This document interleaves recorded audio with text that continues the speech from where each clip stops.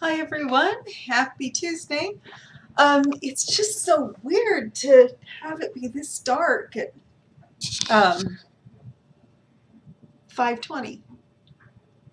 It just, I start to feel like a vampire this time of year because here it is, it's 5:30 in the afternoon and I really feel like it's afternoon and I look out the window and there's dark.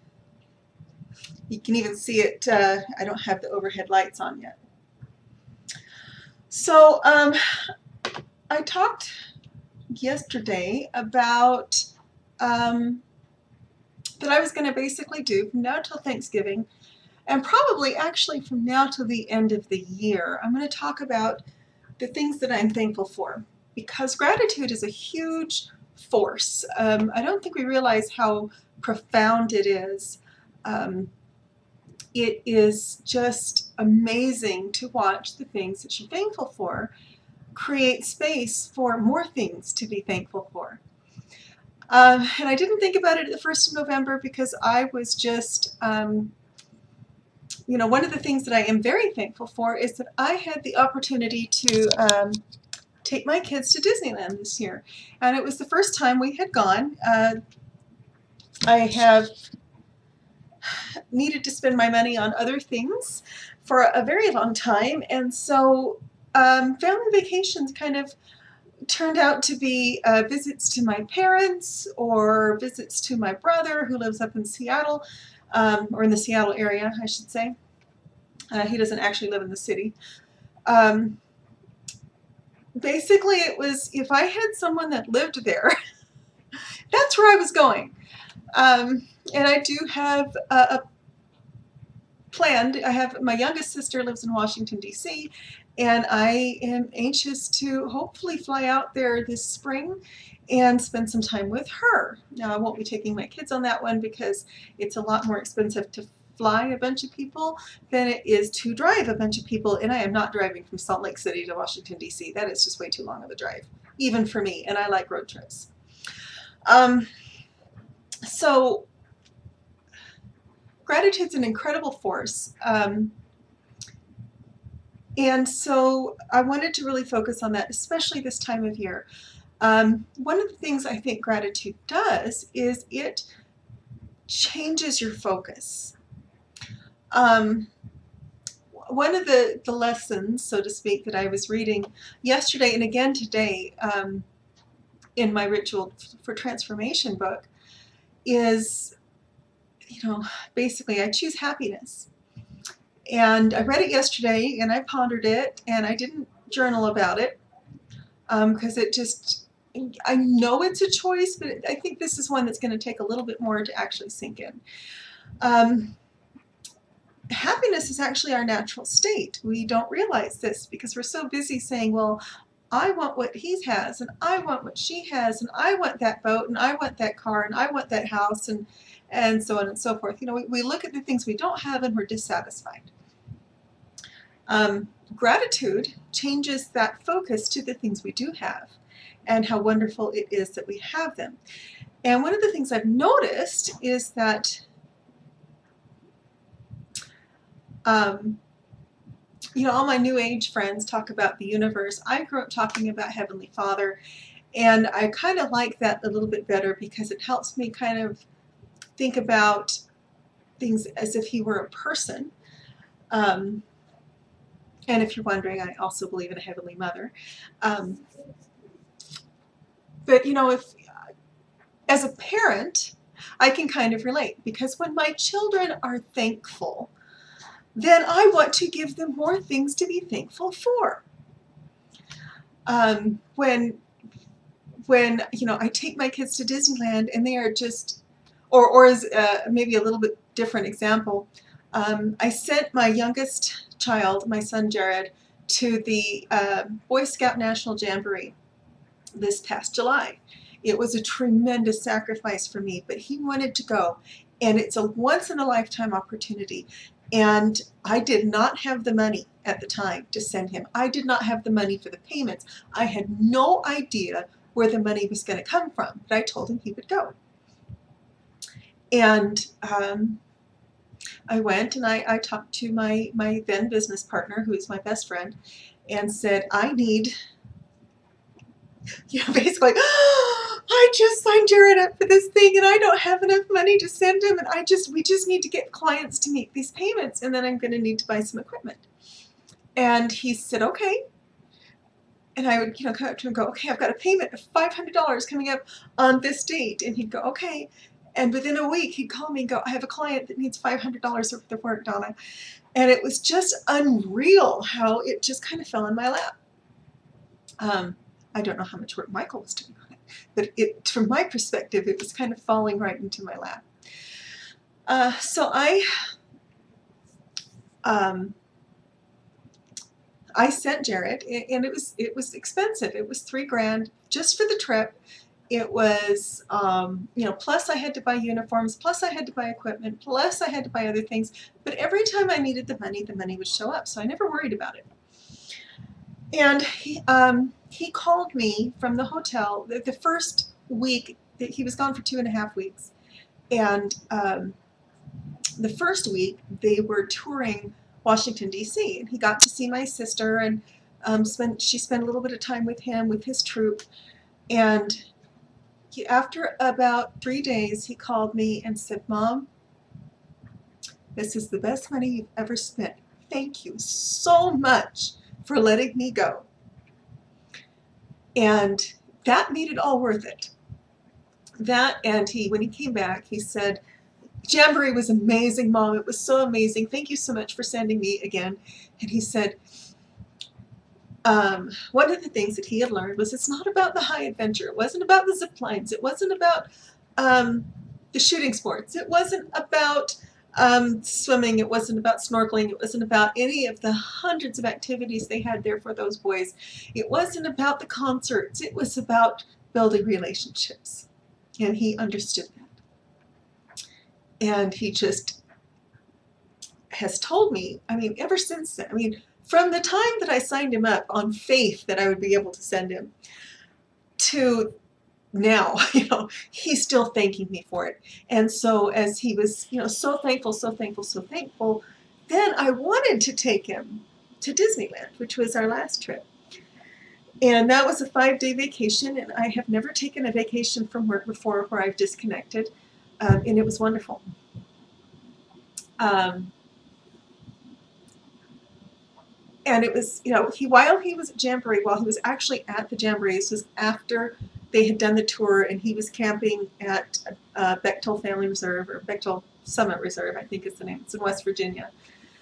And I called him and I said, I have really big news for you. And he said, what? And I said, I just bought our Disneyland trip. And he just went, oh my gosh, you guys, my mom is the best mom in the whole world. And I had saved and scrimped and done without in order to make this happen. I'm kind of mentioning that because it means more when someone gives out of, it's easy for someone to give from abundance. And I do have an abundance mindset. But when they don't have anything and they're giving all that they have, then I think it means more. I could be wrong, but that is my take on it. And I feel like the times that I've given, when I'm giving a couple of fairly expensive Christmas gifts this year to people that really mean a lot to me, mostly my kids, and I'm doing that partly because I have money right now, but this giant client that I have that pays me a lot of money every week, I don't expect it to last to the end of the month. It's just the way it is.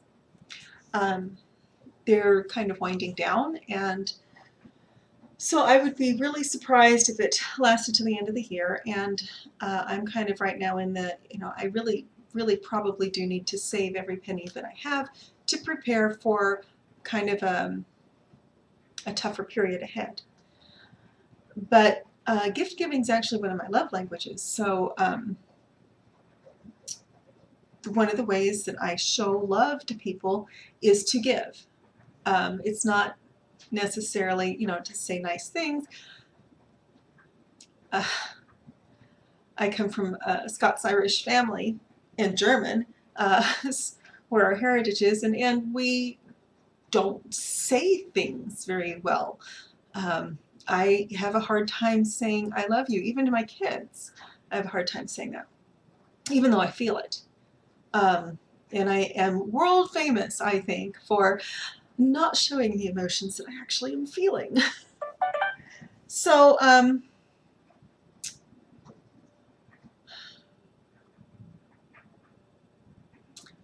as I've kind of made out my Christmas list, and my kids are getting a little bit more this year.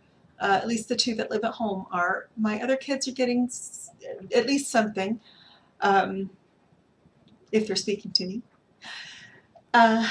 And that's really all I'm worried about. I really don't go all out and buy a whole lot of Christmas gifts for people that I don't see very often. So, usually it's something for my parents, and it's usually something handmade. For my kids, it's something to read, something to wear, something for fun.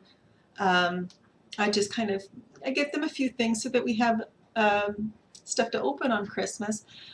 But they're old enough now. This is so weird. All of my kids now are old enough that I don't have to play Santa, that it really is a gift exchange.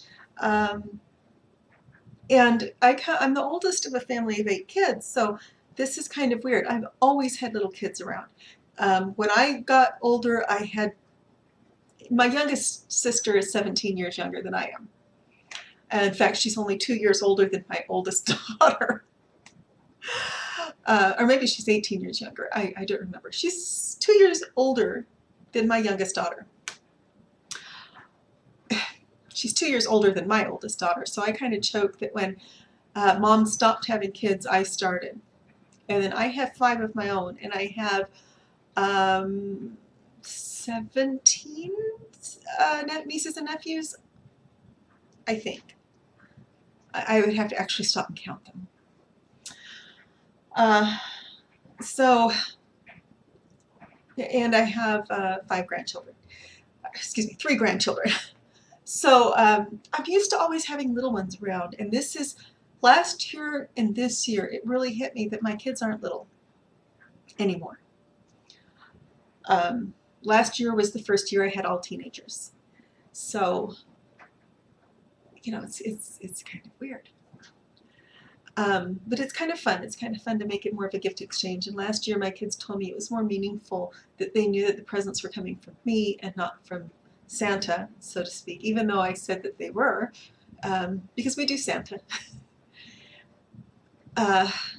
They said it was just more meaningful to them. They were aware of the effort that I went to make Christmas really good for them. So the whole point of that very long rambling story is that it's so much easier to do things for people when you know that they're thankful for it. When I don't feel appreciation from people, and honestly, it doesn't matter what words come out of their mouth, sometimes their behavior speaks so loudly that I can't hear what they're saying. If I don't feel and if I don't see true appreciation from someone, then I'm a lot less likely to give. And again, giving is my love language. That is what I do to show love. And it's always been that way. Even when I lived in Germany, I would do counted cross stitch, and I would send those to my mother because I wanted to express to her how important she is to me. And if a counted cross stitch sampler that I spent dozens of hours on, dozens of hours on, didn't do it, I don't know what would. Maybe this year I'll finish her Afghan I've been working on for 5 years. It's finished except for sewing the roses on it and get it shipped to her. So I will either spend a lot of time or I will spend a lot of money, because that's how I show love. That's not necessarily how I receive love, but it is how I show love.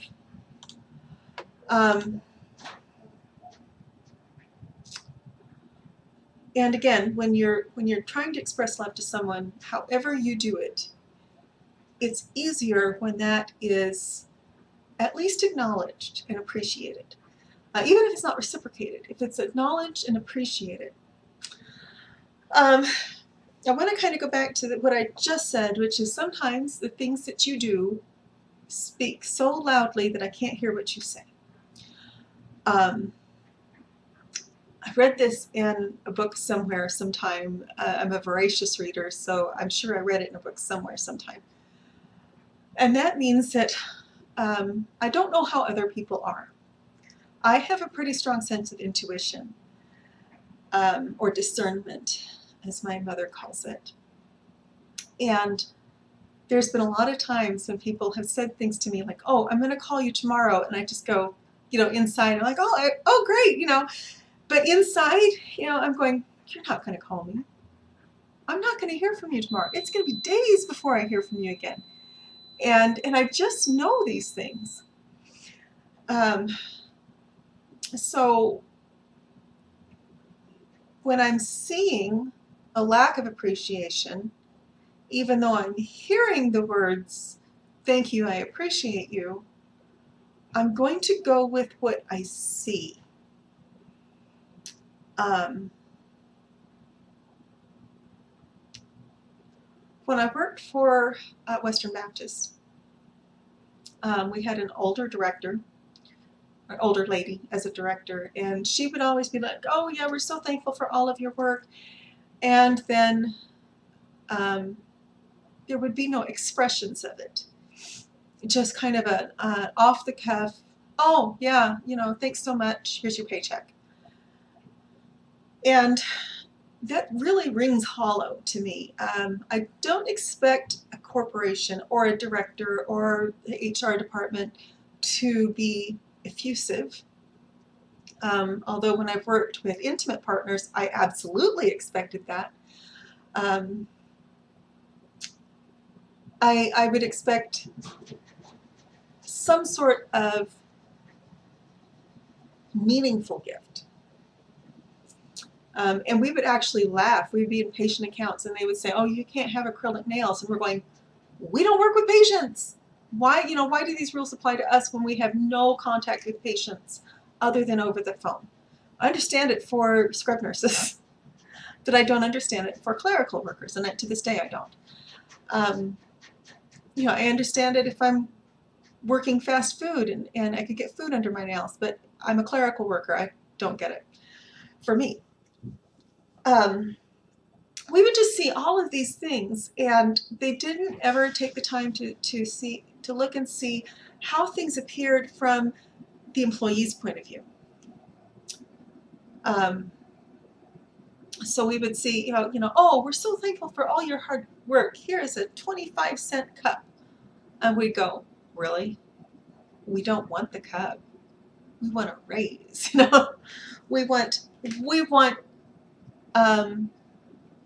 some discretionary funding in our department to spend how we want. What would mean more to us? It would be a Christmas party would have meant more to us than promotional materials that were handed out. And people really do notice. They notice if those statements of appreciation are genuine or if they're hollow. And like I said, they're genuine when there's behavior that backs them up. So some of the things that I'm really thankful for this year, I'm very, very thankful that my son went to the Boy Scout National Jamboree. I'm thankful for the effect scouting has had in his life. I'm thankful that my daughter, Mercedes, was a Girl Scout. I think the Girl Scout program leaves a lot to be desired, because they don't do scouting. They do eating for beauty. And how to appreciate the air that you breathe. They don't teach them how to make fires and cook in Dutch ovens and pitch a tent or cook, which is what I learned when I was a Girl Scout. Our merit badges were very similar to the Boy Scout merit badges, and so I was very excited to have my daughter in Girl Scouts until I realized that the merit badges that they have are kind of a joke. There's nothing there that prepares them for real success. By the way, that's why the girls are wanting to join the Boy Scouts in droves. And that is why the Boy Scouts and Girl Scouts are two entirely different entities. They have nothing to do with each other. They're in competition with each other. They always have been. The Boy Scouts reflects more of what my values are. And I realize that that's not everybody's values, and that's a wonderful thing that they are a private organization. They are supported by churches. The Girl Scouts is an entirely separate organization, and I felt like at one time it represented my values. And I'm not talking about the oath and the law and things like that. I'm talking about they both used to teach survival skills. And now Girl Scouts teaches cookie sales, and that's almost all. Even though my daughters had wonderful Girl Scout leaders, it really kind of came down to that for her when she opened her senior Girl Scout book and said, "Are you kidding me? Eating for beauty? Are they joking? This is the merit badge?" I thought they were feminists and they were promoting the, maybe not the same thing the boys were doing, but similar things geared for girls. But in any case, she did work very, very hard and earned her Silver Award, which is the highest rank or the highest award that a Girl Scout at the cadet level can earn. Girl Scouts are more segregated by age than Boy Scouts are. And I'm thankful. I'm thankful for the Scouting movement. My grandfather, Edward Harris, was a Scoutmaster. My father was a Life Scout, is a Life Scout. My brothers are Eagle Scouts.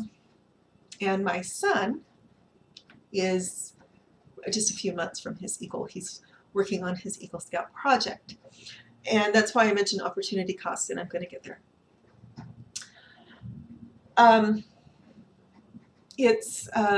It's wonderful to see the difference that these leadership programs have made in my kids' lives. And that's really what I'm thankful for today.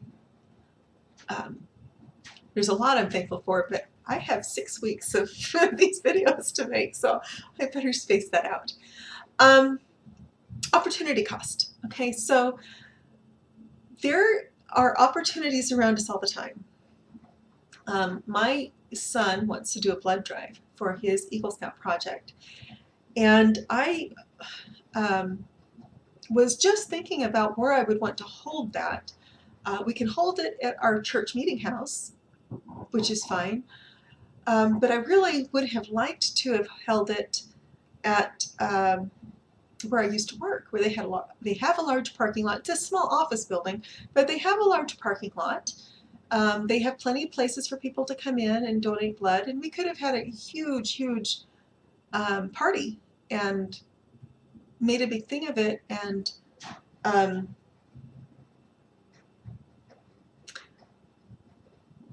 but that opportunity has been lost. And I don't want to go into any details about that. But as you consider what you're doing in your business, understand that there's opportunities that you don't even realize that are coming your way. When you have someone that works for you that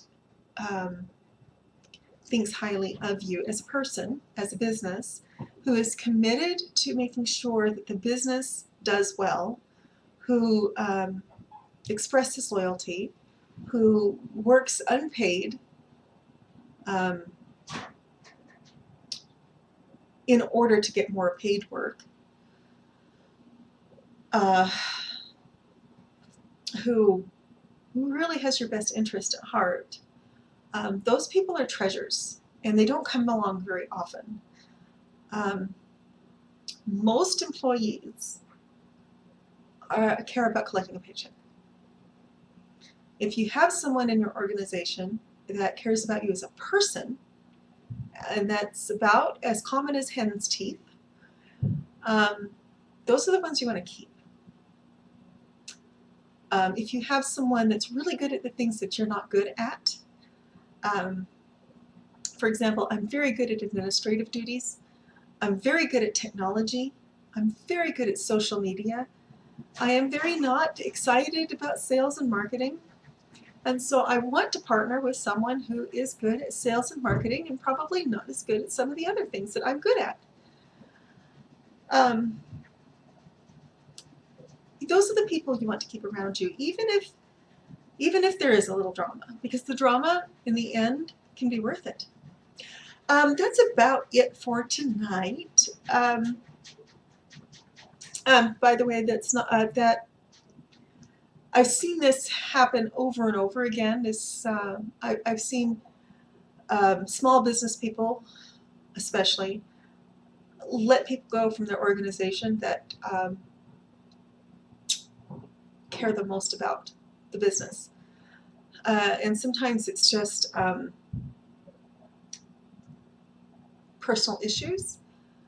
But a lot of times, kind of figure out if you can write it out. If you bring new employees on and they don't like the person that you started out with, then that's the new employees' jam. That's their circus and their monkeys and not yours. And I'll probably talk about that a little bit more. I've seen it over and over. I've seen it with a lot of businesses. I've seen them, and I've seen it in personal relationships where they want to keep the person that's stabbing them in the back, and they let go of the people that show the most loyalty, and it just floors me. And so I just wanted to wrap up with that. Have a wonderful evening. We are 1 week and 2 days from Thanksgiving, so think about the things that you're thankful for, and that's going to be the theme till at least New Year's. Have a wonderful evening, folks. I will talk to you again soon.